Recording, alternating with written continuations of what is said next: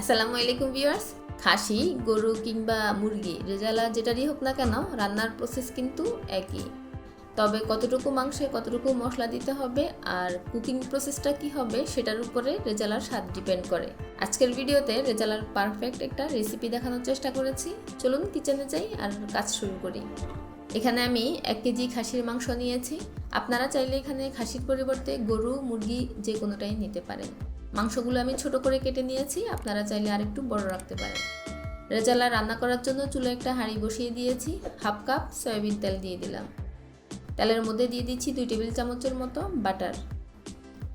এখানে আমি নিয়েছি 3টা শুকনো মরিচ, 1 চা চামচ শাহি জিরা, 6-7টা নিয়েছি সবুজ এলাচ, 2 টুকরো দারচিনি, 1 চা চামচ সাদা গোলমরিচ আর 4টা নিয়েছি লবঙ্গ। এখন সব কিছু গরম তেলে দিয়ে দিব।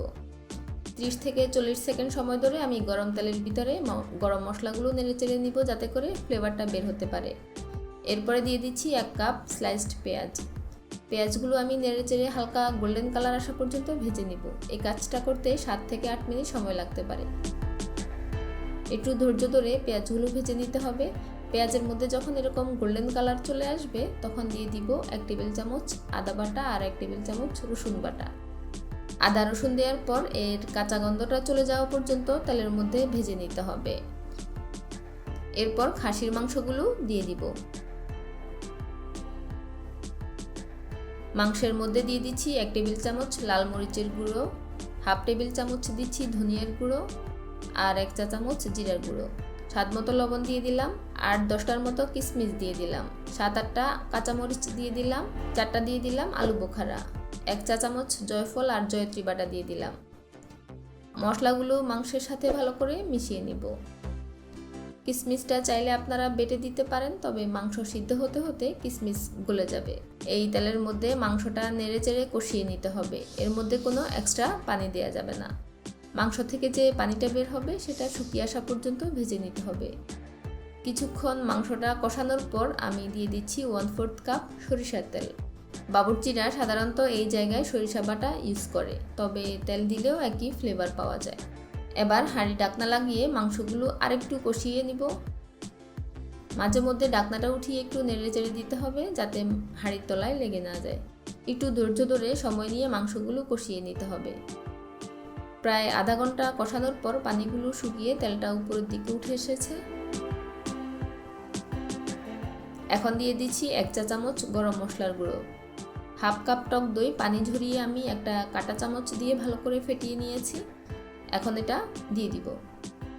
টক দইটা দেওয়ার সময় চুলার আগুন একদম কমিয়ে রাখতে হবে, না হয় টক দইটা ফেটে যাবে। 2 টেবিল চামচ দিয়ে দিচ্ছি কাজু বাদাম বাটা। কাজু বাদামের জায়গায় কাঠবাদাম বা চীনা বাদাম দেওয়া যাবে, তবে কাজু বাদাম দিলে রেজালার টেস্ট অনেক ভালো আসে। 1 চা চামচ দিয়ে দিলাম চিনি। হাফ কাপ পেঁয়াজ বেরেস্তা দিয়ে দিচ্ছি। টক দইয়ের জায়গায় আপনারা হালকা মিষ্টি দই দিতে পারেন, তবে মিষ্টি দই ইউজ করলে আর চিনিটা দেয়া লাগবে না। এখন এই টক দই আর বাদামের মিশ্রণটা ভালো করে মাংসের সাথে মিশিয়ে নিয়ে আরও 7 থেকে 8 মিনিট এই তেলের ভিতরে মাংসগুলো ভেজে নিব। রেজালা রান্না করার এই কুকিং প্রসেসটা অবশ্যই আপনাকে ফলো করতে হবে, তা না করলে আপনি পারফেক্ট রেজালার টেস্ট পাবেন না। যেহেতু বাদাম আর টক দই দিয়েছি তাই অনবরত নেড়ে যেতে হবে, তা না করলে হাঁড়ির তলায় লেগে যেতে পারে। ভালো করে মাংসগুলো কষানোর পরে এখন দিয়ে দিচ্ছি 1 কাপ নর্মাল টেম্পারেচারে থাকা তরল দুধ।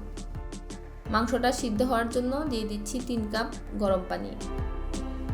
আরও কিছু ইনগ্রিডিয়েন্টস দেওয়ার বাকি আছে, যেটা আমি মাংসটা 90% কুক হওয়ার পর দিব।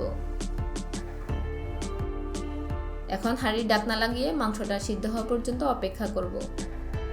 মাঝে মাঝে ঢাকনাটা উঠিয়ে একটু নেড়ে দিতে হবে যাতে তলায় লেগে না যায়। আমি প্রায় আধা ঘন্টা পর ফিরে আসলাম। মাংসটা প্রায় সিদ্ধ হয়ে গিয়েছে, মাংসের ঝোলটাও কমে এসেছে। এখন দিয়ে দিব 1 টেবিল চামচ ঘি, সুন্দর একটা ফ্লেভারের জন্য। হাফ টেবিল চামচ দিচ্ছি কেওড়া জল। যদি বিয়ে বাড়ির মতো টেস্ট পেতে চান তাহলে এই দুটো জিনিস কোনোভাবেই স্কিপ করা যাবে না। এখন ঢাকনা দিয়ে চুলার আঁচটা একদম কমিয়ে আমি আরও কিছুক্ষণ রান্না করে নিব। আমি প্রায় 15 মিনিট পর ফিরে আসলাম। মাংসগুলো সিদ্ধ হয়ে গিয়েছে আর ঝোলটাও একদম মাখা মাখা হয়ে এসেছে। ঠান্ডা হওয়ার পর এটা আরেকটু ঘন হয়ে যাবে। এখন চুলার আগুন বন্ধ করে কিছুক্ষণ রেখে দিব তেল উপরে উঠে আসা পর্যন্ত। রেজালা রান্না শেষ, আমি এখন সার্ভ করে নিচ্ছি। আমি গ্যারান্টি দিয়ে বলছি, এই রেসিপি ফলো করলে আপনাকে রেজালা রান্নার আর কোনো রেসিপি ফলো করতে হবে না। বিয়ে বাড়ির স্টাইলে বলেন আর বাবুর্চি স্টাইলে বলেন, রেজালা রান্না করতে পারবেন। রেসিপি সম্পর্কে কোনো কিছু জানার থাকলে অবশ্যই কমেন্ট বক্সে শেয়ার করবেন। আজ বিদায় নিচ্ছি, দেখা হবে অন্য কোনো ভিডিওতে। আল্লাহ হাফেজ।